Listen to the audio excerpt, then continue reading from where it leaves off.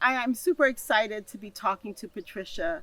We've spent the last 4 days together, and she's really given me a deep understanding and education on Sicilian wines. So I want you to just introduce yourself and tell us who you are, not philosophically, but Thank you for specifying the question. Yes, what's your title?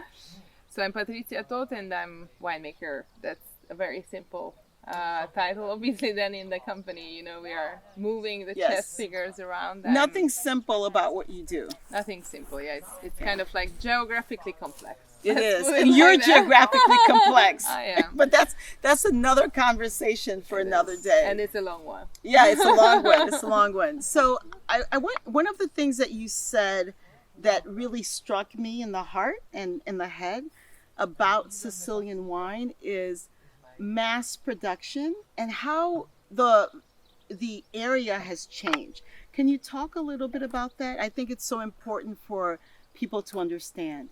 So in the century, Sicily had a very movemented viticultural history. It dates back to more than 2,700 years ago. You've seen the Palmento, which is one of the proof for that.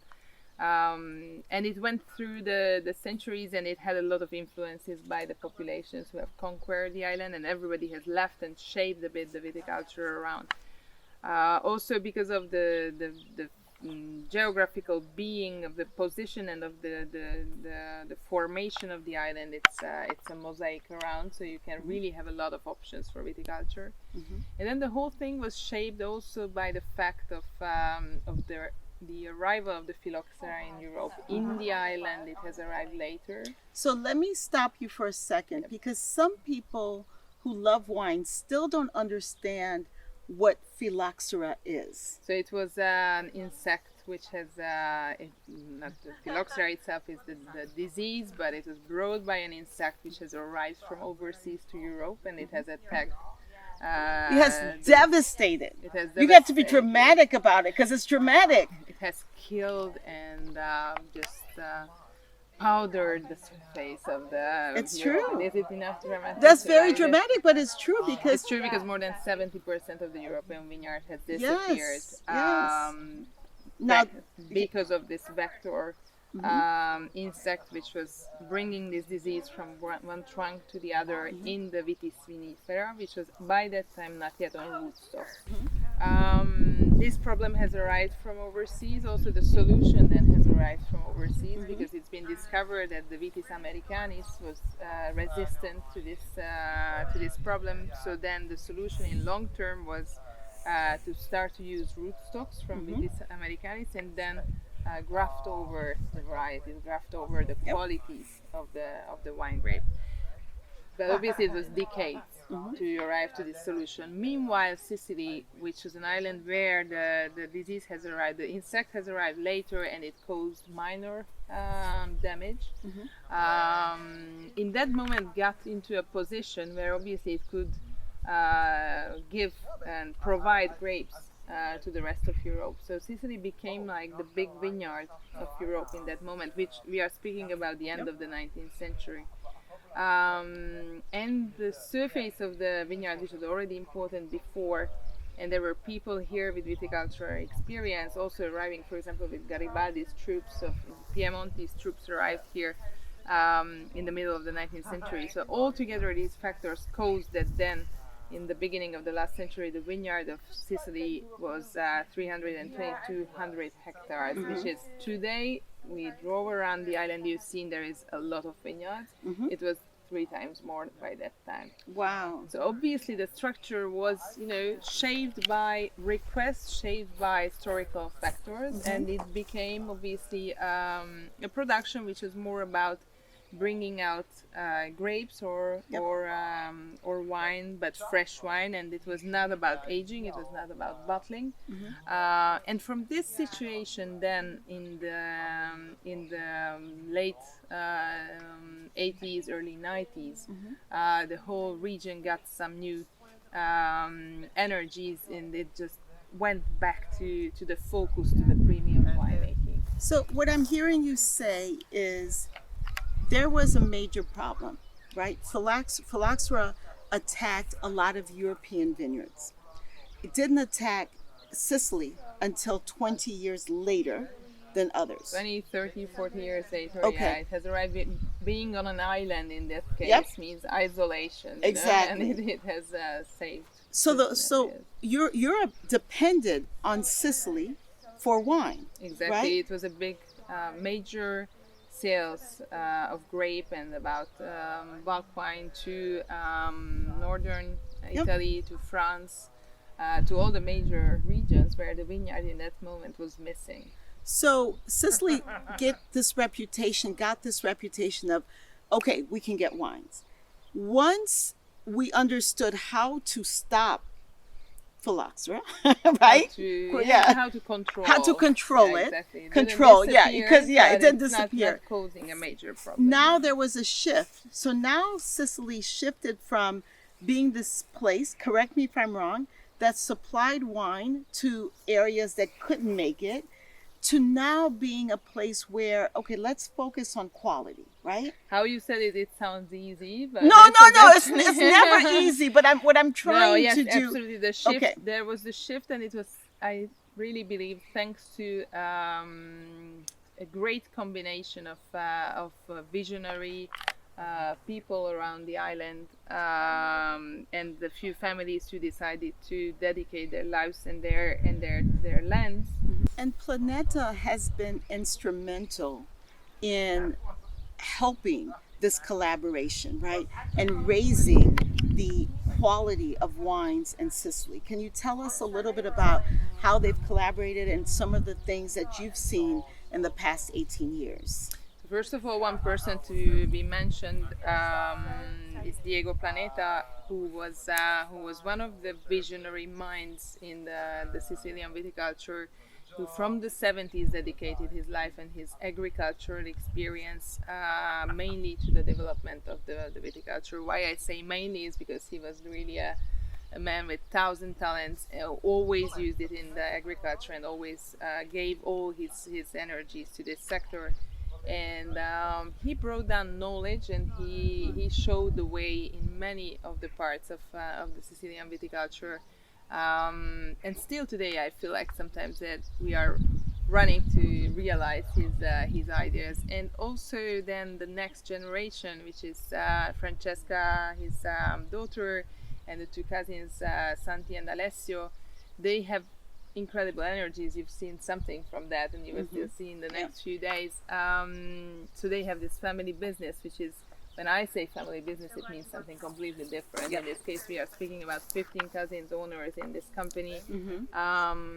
Each and every one of them has brought some talent to the company. 6 of them actively contributing in the daily management. And they've been 17 generations in agriculture. And that's crazy. So I talked to Carlo earlier, and he called Nero d'Avola the king grape for Sicily.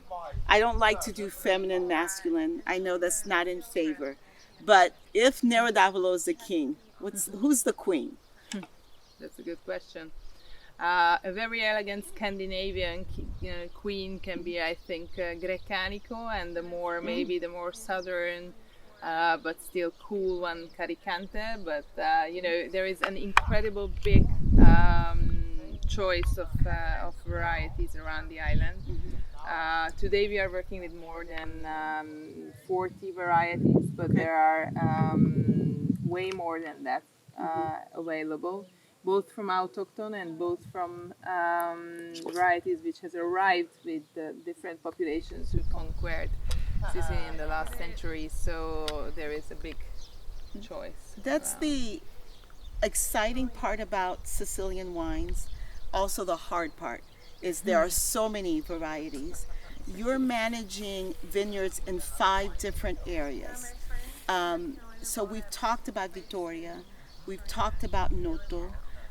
Is there another area that people who are new to Sicilian wines should focus to? Today everybody is speaking about the Etna, and I started to work here in Noto in 2005. Since 2013, my work is mainly up on the Etna. I'm completely in love with the area, but still I'm often trying to speak about Noto. Yes, you love Noto.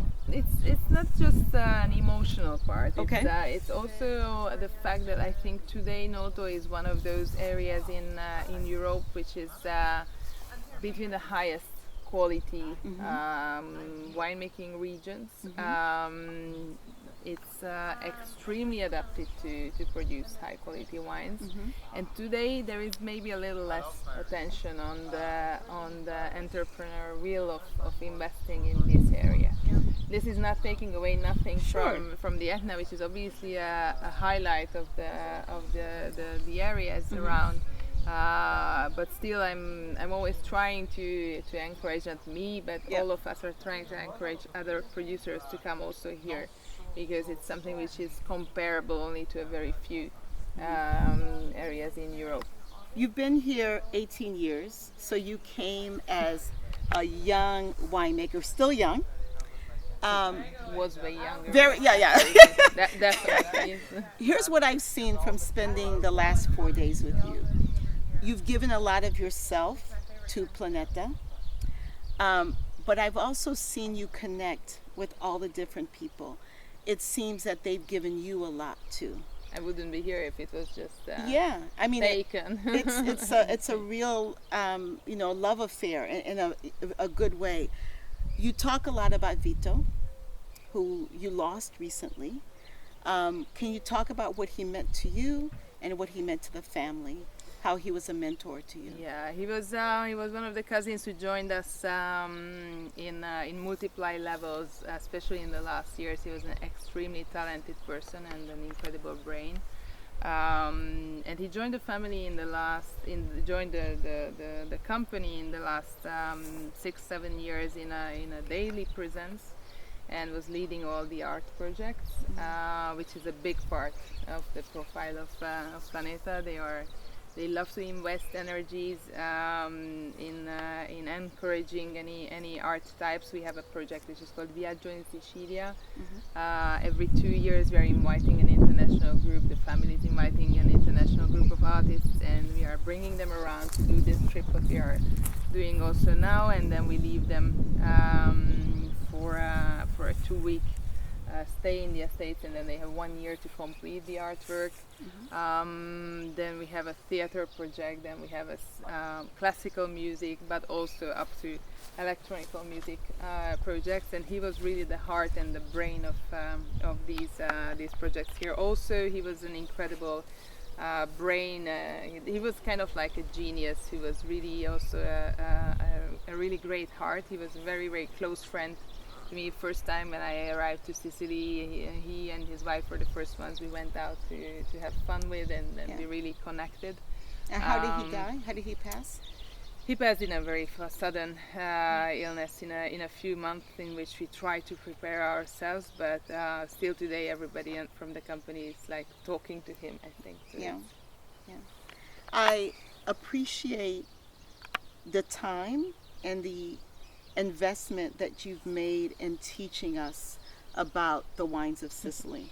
So I hope that everything that I've learned from you, we can pass on to everyone else. We really need that, because it's as you mentioned, it's a really complex story. So often our main challenge is not just finding how to bottle the values that we have here around, but then how to explain, because seen from far away, obviously we can't have everybody to do the whole trip around, but if we have ambassadors who are telling it to the world that Sicily is not just turquoise bays and rocky inlands, but it's also super green in certain spots. It's red soils, red sand in one spot, and then 1 hour after it's white. Then we go up to the active volcano. It's difficult to tell it, so we need really help in that. Well, there's a lot to see, there's a lot to do, and there's a lot to taste. All right, thank you so much. Thank you. Cheers, high five.